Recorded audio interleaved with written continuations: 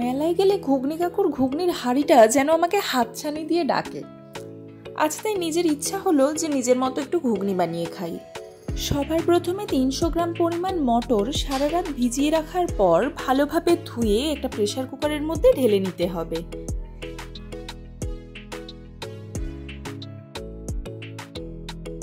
এবার ওই প্রেসার কুকারের মধ্যে 1 চা চামচ পরিমাণ নুন ও 1 চা চামচ পরিমাণ হলুদ গুঁড়ো আর তার সাথে 1 গ্লাস পরিমাণ জল দিয়ে প্রেসারের ঢাকনা বন্ধ করে 2টো সিটি মারতে হবে।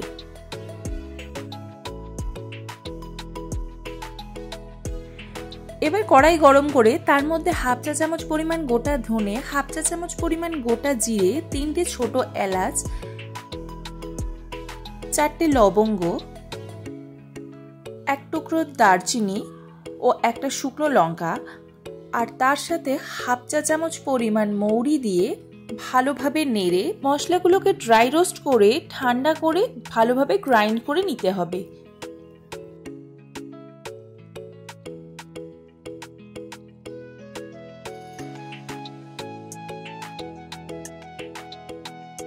আমি এখানে একদম পাউডারের মতো গুঁড়োও করিনি, জাস্ট হালকা একবার মিক্সচারটা ঘুরিয়ে মশলাগুলোকে শুধু ভেঙে নিয়েছি, এতে গন্ধটা আরো ভালো আসে।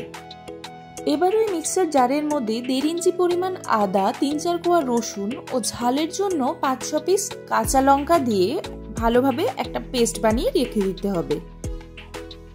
2টো সিটি উঠে গেলে প্রেসারটা ঠান্ডা করে ঢাকনা খুলে একবার চেক করে দেখে নিতে হবে যে মটরগুলো ভালো মতো সেদ্ধ হয়েছে কিনা। মটরগুলো দানা দানা থাকলেও কিন্তু হাতের আঙুল দিয়ে চাপ দিলে দেখা যাচ্ছে পুরো সেদ্ধ হয়ে গেছে। এবার কড়াইতে তেল গরম করে 2টো মিডিয়াম সাইজের আলু এরকম ছোট ছোট টুকরো করে ভালোভাবে ভেজে নিতে হবে। ভাজার সময় 1 চা চামচ পরিমাণ নুন ও 1 চা চামচ পরিমাণ হলুদ গুঁড়ো দিয়ে ভালোভাবে মিশিয়ে ভেজে নিতে হবে। আলুগুলো ভাজা হয়ে গেলে তেল ঝরিয়ে একটা বাটির মধ্যে তুলে নিতে হবে।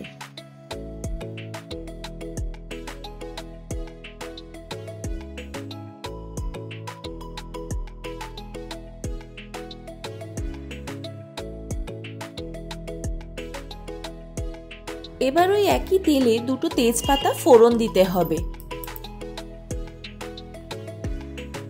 আর তার সাথে 3টে মাঝারি সাইজের পেঁয়াজ কুচি দিয়ে ভালোভাবে ভেজে নিতে হবে। পেঁয়াজটা ভাজার সময় 1 চিমটি পরিমাণ নুন দিলে পেঁয়াজটা তাড়াতাড়ি ভাজা হয়ে যায়।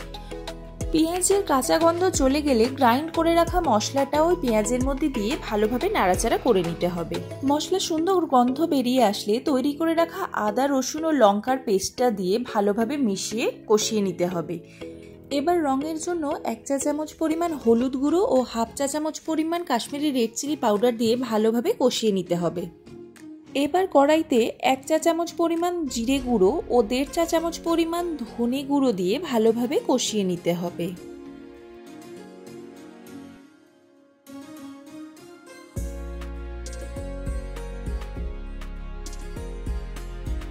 কষানোর সময় মশলা লেগে আসলে ওই মটর সেদ্ধ করা জলের থেকে কিছুটা নিয়ে এই মশলার মধ্যে দিয়ে আবার কষিয়ে নিতে হবে এবং একটা ঢাকা দিয়ে রেখে দিতে হবে কিছুক্ষণ পরে ঢাকনা খুলে আবার ভালোভাবে নাড়াচাড়া করে নিতে হবে।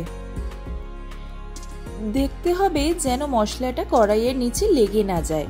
আর মশলাটা ভালোভাবে কষানো হয়ে গেলে 2টো মিডিয়াম সাইজের টমেটো ডুমো ডুমো করে কেটে ওই কড়াইয়ের মধ্যে দিয়ে কষিয়ে নিতে হবে। এবার টমেটোর রং ও টক ভাবটা ব্যালেন্স করার জন্য 1/2 চা চামচ পরিমাণ চিনি ও স্বাদের জন্য 1 চা চামচ পরিমাণ নুন দিয়ে আবার কষিয়ে নিতে হবে। আর তার সাথেই ওই ভেজে রাখা আলুগুলো কড়াইয়ের মধ্যে দিয়ে ভালোভাবে কষিয়ে তেল ছেড়ে আসলে সেদ্ধ করে রাখা মটরটা ওই কড়াইয়ের মধ্যে দিয়ে ভালোভাবে মিশিয়ে নিতে হবে। ভালোভাবে মেশানো হয়ে গেলে কড়াইটা একটা থালা দিয়ে ঢাকা দিয়ে ফুটতে দিতে হবে কিছুক্ষণ।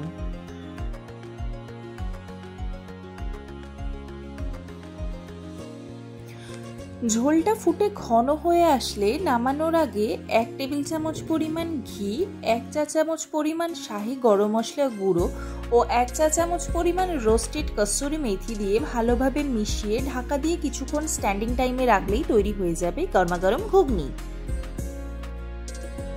খেতে খুবই সুস্বাদু হয়। তবে অনেকে ঘুগনির সাথে তেঁতুল জল খেতে খুব পছন্দ করে। তবে আমি পছন্দ করি ঘুগনিটা এক চিলতে লেবুর রস আর তার সাথে কুচনো পেঁয়াজ ও ঝুরি ভাজা দিয়ে।